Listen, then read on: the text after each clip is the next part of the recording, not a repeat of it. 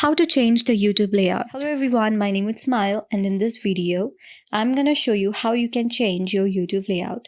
So the very first step what you can do is go on the YouTube and go on the settings and see if the YouTube layout can be changed or not. But in many cases it is not changed, so I will show you the other step how you can change it.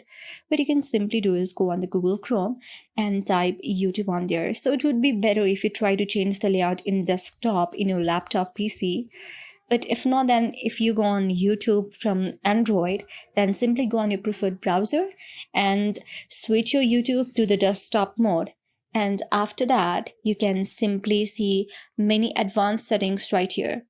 Try to go there and see if the layout option is right there or not, because sometimes it might be available.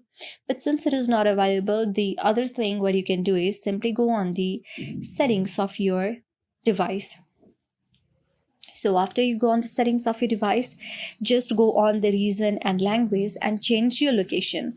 Because after you change your location, then in some places the YouTube layout, the old YouTube layout might be available. So just go on region and location and change the location of your current address right here and see if it works or not.